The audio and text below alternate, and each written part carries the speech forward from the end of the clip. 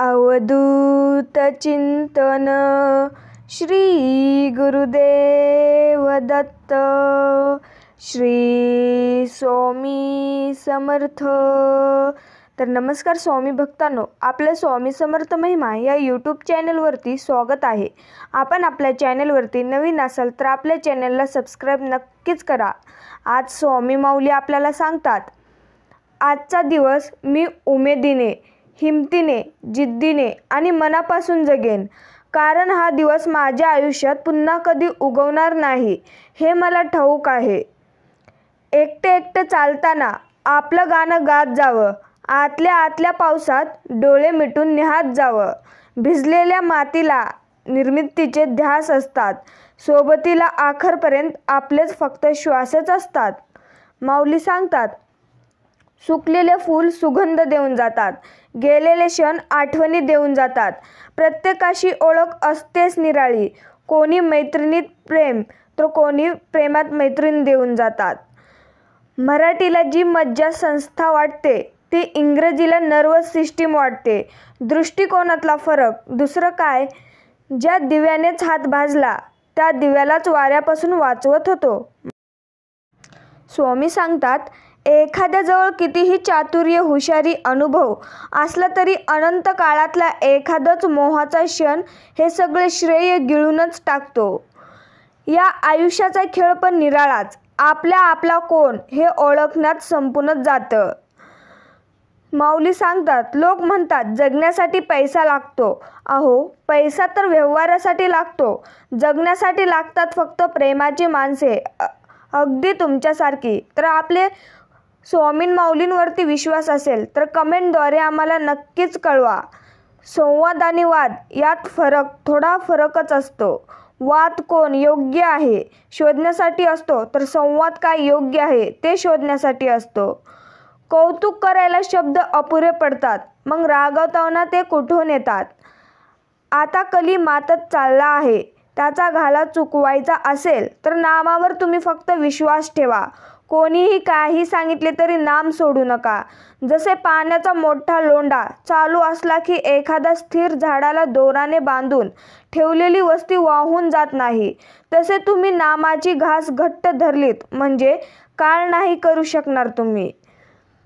कधी ना कधी आपण इतरांसाठी एक आठवण बनून राहणार आहोत, ही आठवण चांगली असेल याचा प्रयत्न करूया। माऊली सांगतात, एखादा मोठा राजा जरी झाला तरी कडू औषध दासीला देऊन काही त्याचा रोग बरा होत नाही। त्याचप्रमाणे परमार्थात भगवंतांचे स्मरण ठेवण्याचे काम आपल्या स्वतःलाच करायला पाहिजे। आपली साधना कोणाच्याही नजरेत न येईल अशी खबरदारी घ्यावी, कारण परमार्थाला दृष्ट फार लवकर लागते। ती केवळ इतर लोकांचीच लागते असे नसून आपली स्वतःची सुद्धा लागण्याचे फार संभव असतात। आकाशाला भिवून पळाले तरी कुठेही आकाशी असणारच, त्याचप्रमाणे कुठेही गेले तरी देह, मन आणि त्याचबरोबर त्यांचे भोगही आपल्याबरोबर येणारच। म्हणून आपल्या वाट्याला आलेले कर्माचे भोग समाधाने भोगायला हे आपण शिकावेच। किती दिवसात मुक्ती मिळेल याला समर्थांनी फार चांगले उत्तर दिले आहे। ज्या क्षणी भगवंत स्मरणात स्वतःला विसरलात त्या क्षणी मुक्ती मिळेल। देवाहून व मनाहून आपण निराळे आहोत म्हणून नाम घेत तसे वेगळे राहण्याचा प्रयत्न करावा। जे कशानेही साधने नाही झाले तरी ते नामाने साधेल। वृत्ती स्थिर करण्यासाठी तिला स्थिर वस्तूवर टिकवून ठेवली पाहिजे।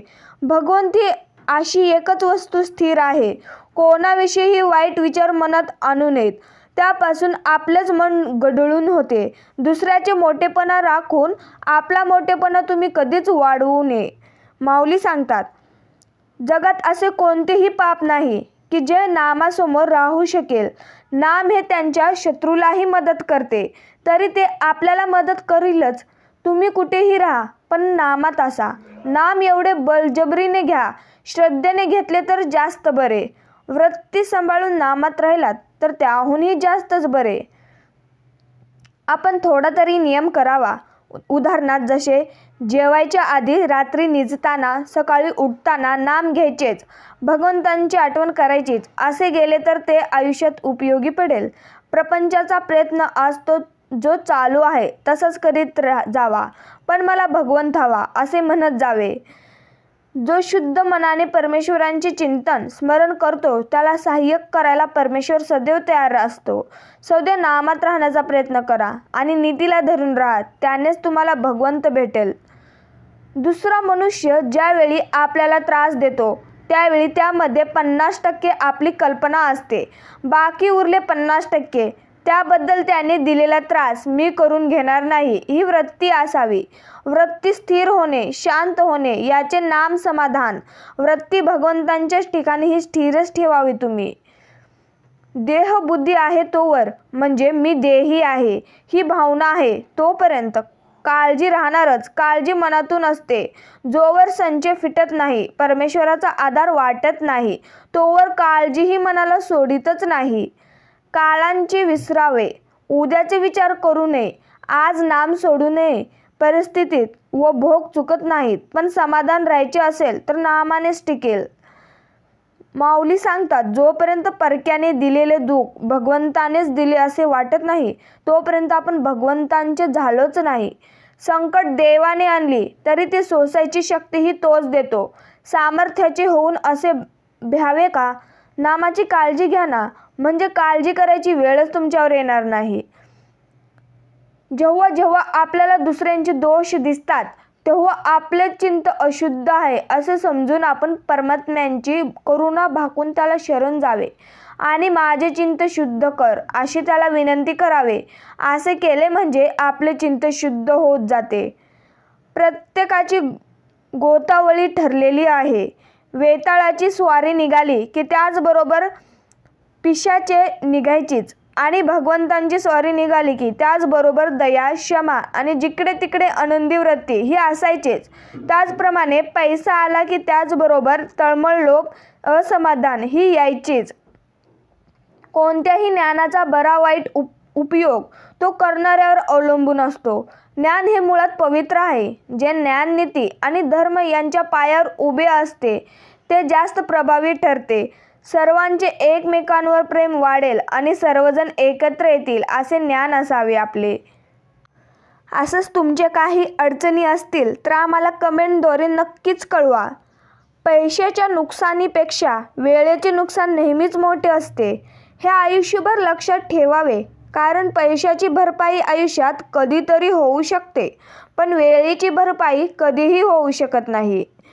जो सूर्योदयापूर्वी उठतो तोच आरोग्याच्या बाबतीत यशस्वी होतो, अन्यथा शारीरिक आणि मानसिकदृष्ट्या कमजोर बनतोय. सकाळी चालण्याचा व्यायाम केल्याने अगणित फायदे आहेत, पण एक मोठा फायदा म्हणजे मेंदूची क्रियाशीलता वाढते. चालण्याचे व्यायाम करतेवेळी अनेक मित्र असेल तर कमी अंतर कापले जाते, म्हणून शक्यतो चालण्याचा व्यायाम एकट्याने करण्याचा सराव करावा.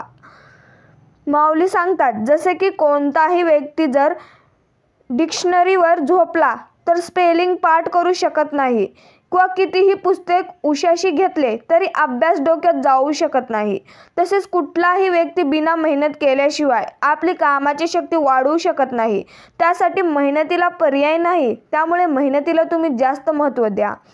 व्यक्तिमत्वाला आणि स्वभावाला न शोभणाऱ्या भूमिका नाईलाज वास्तव साकारायला भाग पाडणारा अनियंत्रित चित्रपट म्हणजेच आयुष्य असते.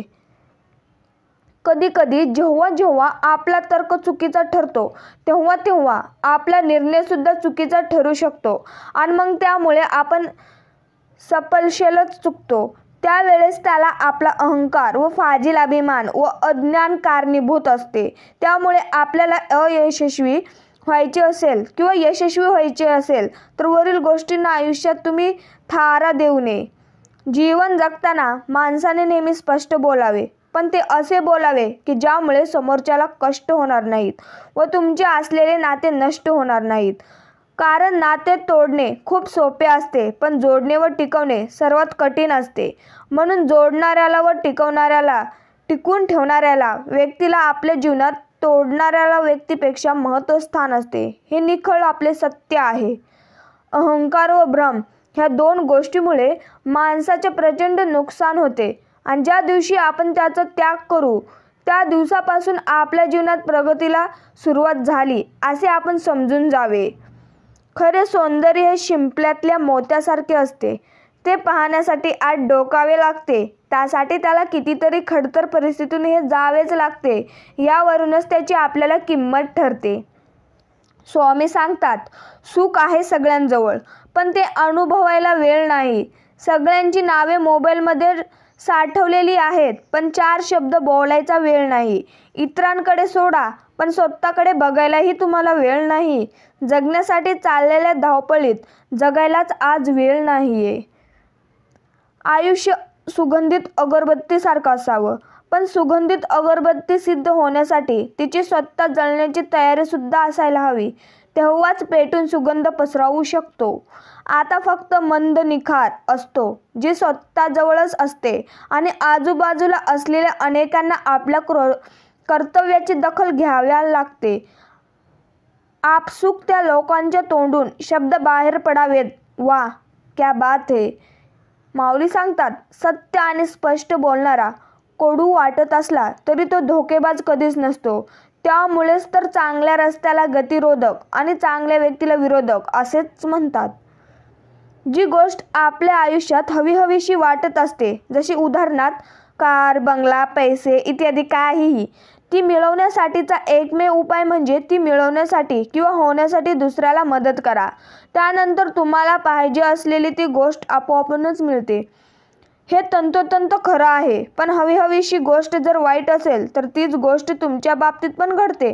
म्हणजे जसे उदाहरणार्थ आपण दुसऱ्याच्या पैशाची चोरी करायची ठरवली तर अशा वेळेस आपलेच पैसे चोरी होतात. म्हणजे आपण जो विचार दुसऱ्यांच्या बाबतीत करू ती गोष्ट आपल्याच बाबतीत घडते असं आपल्या जुन्या ग्रंथांमध्ये म्हटले आणि वास्तव्यात ते होते देखील. तर असंच आपल्याला पटत असेल तर आम्हाला कमेंटद्वारे नक्कीच कळवा. माऊली सांगतात, आपल्याला सतत अपयश व नुकसानच होत असेल तर आपले कर्म पुन्हा तपासा.